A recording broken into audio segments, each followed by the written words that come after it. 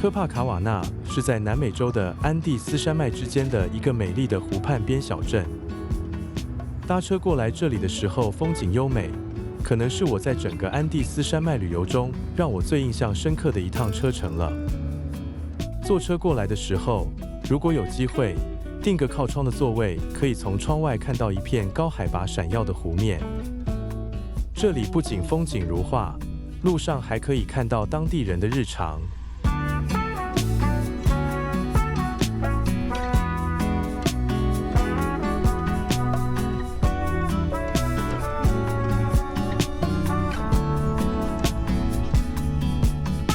在秘鲁待了整整1个月的时间后，我已经确认要过来迪迪卡卡湖地区。迪迪卡卡湖横跨秘鲁与玻利维亚两国，海拔约3812米。这里主要过去有分区秘鲁的普诺跟玻利维亚的科帕卡瓦纳两边的主要湖畔城镇。迪迪卡卡湖是世界上海拔最高的可航行湖泊，湖边的周围有许多的村镇。在这里，我会爬上在城市旁的苦路山，从山顶俯瞰整个美丽经典的科帕卡瓦纳湖湾。太阳之岛是来这里必去的岛屿，也是迪迪卡卡湖上最大的岛屿，属于玻利维亚的领土。传说它是印加文明的发源地，拥有许多印加时代的遗迹。在岛上可以欣赏壮丽的湖景和眺望远处的雪山。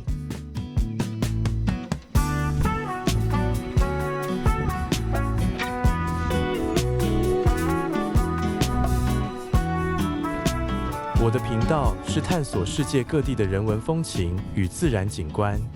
如果你喜欢这样的内容，请再给我一个订阅，开启小铃铛，让我们一起探索这个拥有玻利维亚传统风情的小镇吧。科帕卡瓦纳其实不大，步行就能轻松探索镇内主要的区域。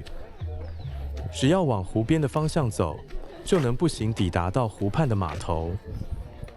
湖畔的对面有一些餐馆、咖啡厅跟住宿。在码头旁有一个纪念碑，纪念当地的民族英雄 Eduardo Arboro。他在太平洋战争对战智利的时候，拒绝投降，战斗至最后一刻。玻利维亚也在这场战争失去了唯一通往太平洋的出海口，导致玻利维亚成为一个内陆国家。这个锚则是提醒着他们对夺回出海口主权的渴望。在旁的码头相当小，这里就只有几个摊位销售船票。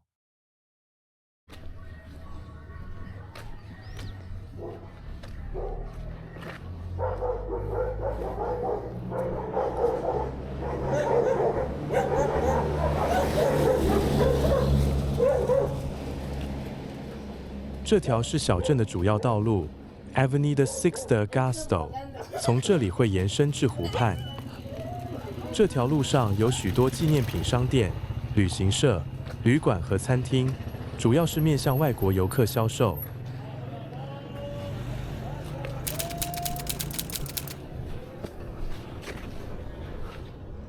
再走一小段就能抵达小镇的一个小广场。这里没有总巴士站，这个广场就能看到很多巴士停在路边，来这边买车票就可以了。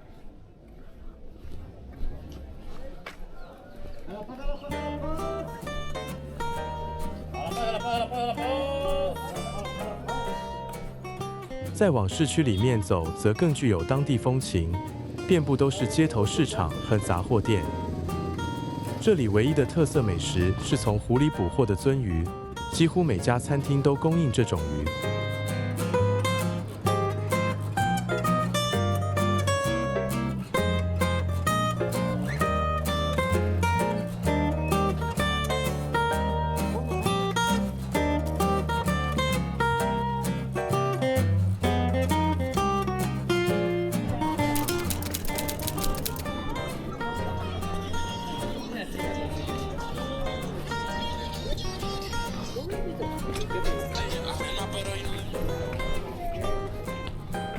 再继续往前走，就能抵达到科帕卡瓦纳的主广场。这个广场维护良好，有长椅可以休息，有些绿荫可以遮挡太阳。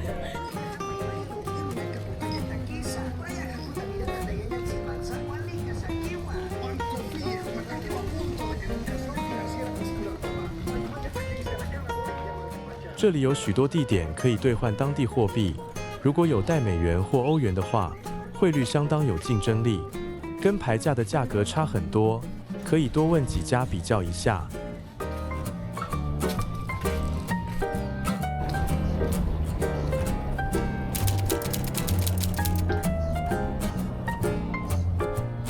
在主广场旁就是朝圣圣母大教堂，建于17世纪。它是摩尔式与安第斯混融风格的教堂，是玻利维亚最重要的宗教地标。教堂内供奉着 La Virgen de la Candelaria 的 Copacabana， 也被称为黑暗圣母的雕像。据说它拥有神奇的治愈力量。这是当地艺术家 Francisco Tito Yupanqui 于16世纪末时雕刻的圣母像。这尊圣像主体高约4英尺，以龙舌兰木雕刻而成。表面贴金箔，她身穿印加公主的服饰，全身覆盖着华丽的长袍和裙装，头戴一顶长长的黑发，怀抱圣婴耶稣，右手拿着一个篮子和一根金杖，是1669年当时秘鲁总督访问时赠送的纪念品。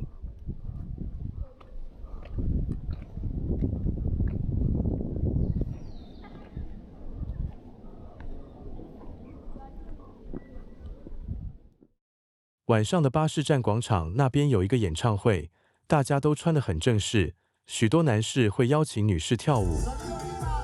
过来的时候，相当多人都喝醉也喝开了，一个相当特别更有当地氛围的节目。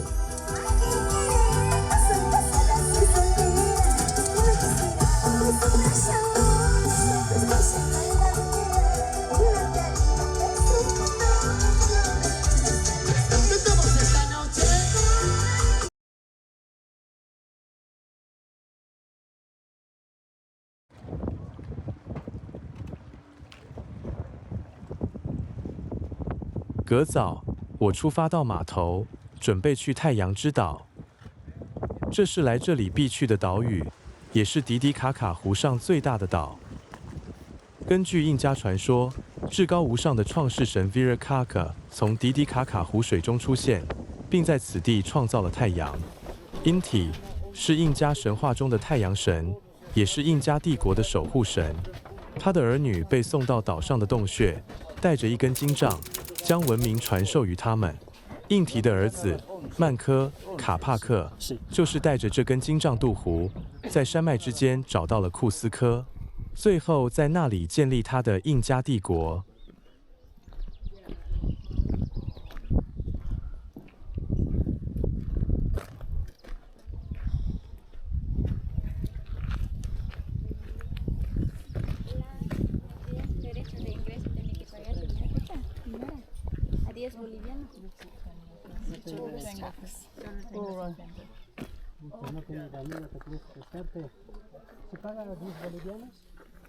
岛上的各社区会对步道跟景点收取维护费，我下船的时候，他们就会收费。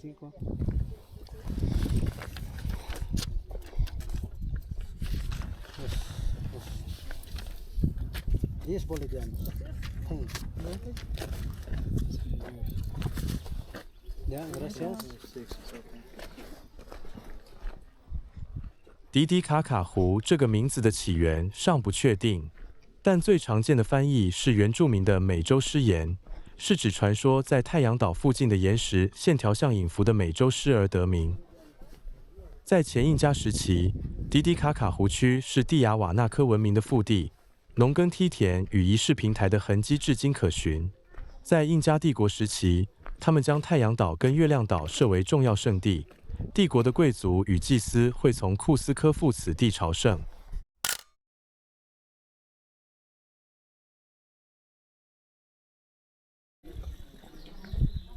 这里的海拔约3800米，属于典型高原地带。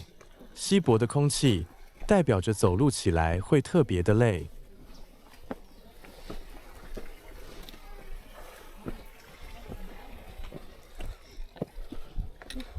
好了，这个岛上有2大城镇，哈拉皮安帕是太阳岛北端附近的一个村庄，旅游基础设施较为简陋；另一个是亚玛尼，拥有岛上最好的基础设施，是大多数人选择过夜的地方。好了，这里主要是以艾马拉族为主的原住民族，他们世世代代居住在这里，与克丘亚人一起，成为该地区重要的原住民群体。居民生活与湖泊息息相关，渔业、农业、宗教祭祀和手工艺创作是当地经济和文化的重要支柱。当地人也会来这里朝圣，看着他们背着一大包的东西，还能够这样子爬上去跟徒步，由衷的感到佩服。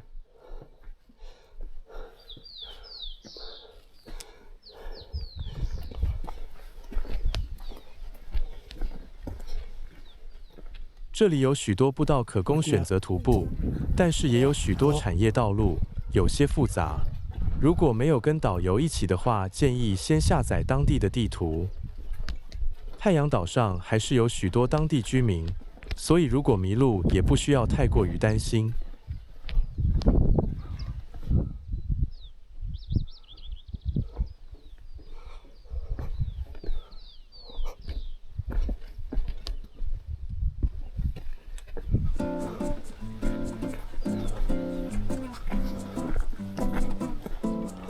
岛上南边的村落依旧保留古代的梯田景观。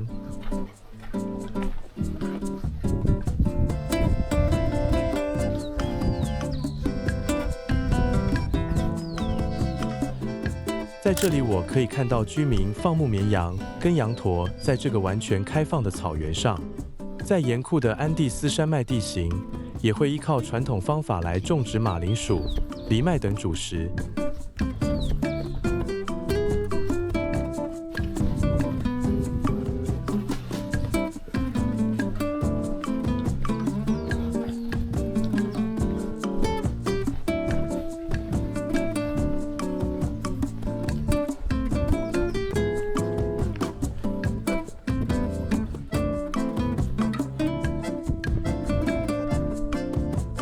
太阳之岛上的景色很美，迪迪卡卡湖的湖水蓝是很深色的蓝，第一次看到这么蓝的湖水。这边的云朵的形状特别，很有层次感，跟这里的湖水搭配起来，有种莫名的美感。在岛上，我也能看到远处靠近拉巴斯首都那个方向的雪山山脉。在这里的制高点，能看到其他附近的岛屿，包含月亮岛。它是一个规模较小且较少游客的神秘岛屿，据说是印加神话中的月亮女神指挥月亮升起的地方跟她的居住地。岛上依旧遗留着圣母神殿，是一座保存完好的印加建筑，曾被用作修道院，一个曾经是妇女被选中学习成为女祭司，并学习家政技能的地点。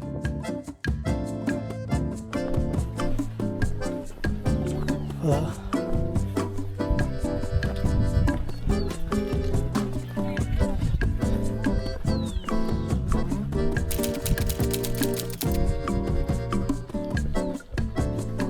从观景台回来后，我再度回到亚玛尼，在路上看到许多学生放学回家。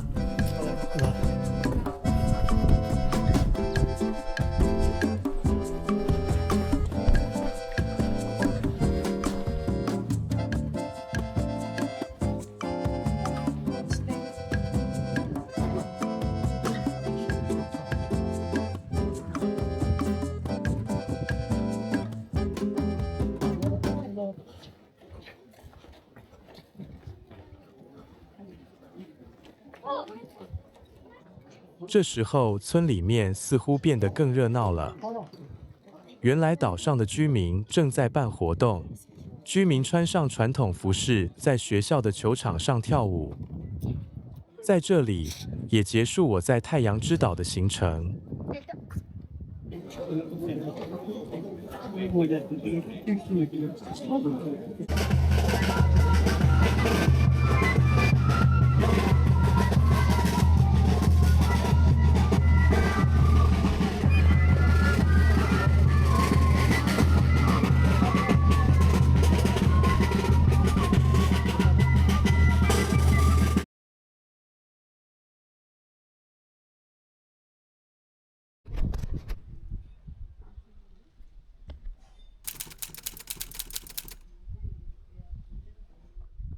隔天早晨在离开这里前，我去了苦鹿山。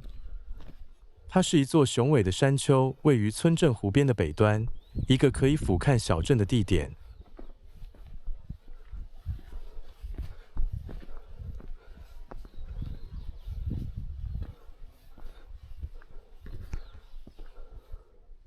因为这里的高海拔，我在攀登过程中略显艰难，路上也有些陡，整个时间耗时约30分钟或者更长。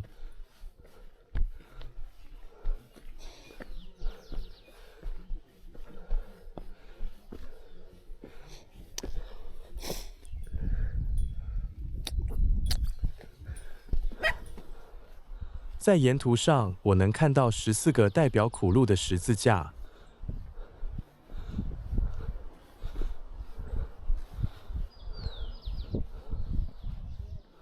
沿途有一个寺庙，当地人会停下来祈祷，也可以就随地找个地方休息一下。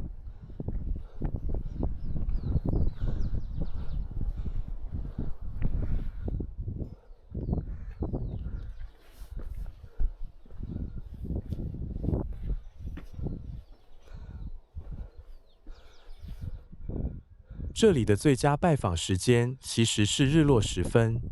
山顶俯瞰科帕卡瓦纳湖湾，那时候金光落湖，极具仪式感。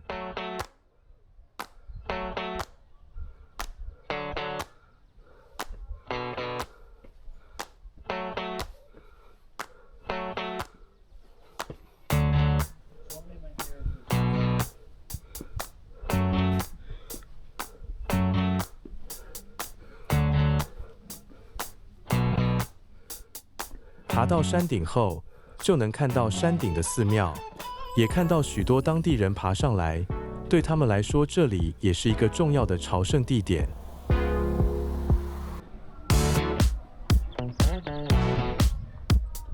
从这里欣赏湖滩和迪迪卡卡湖的景色，也让所有爬上来的辛苦变得很值得。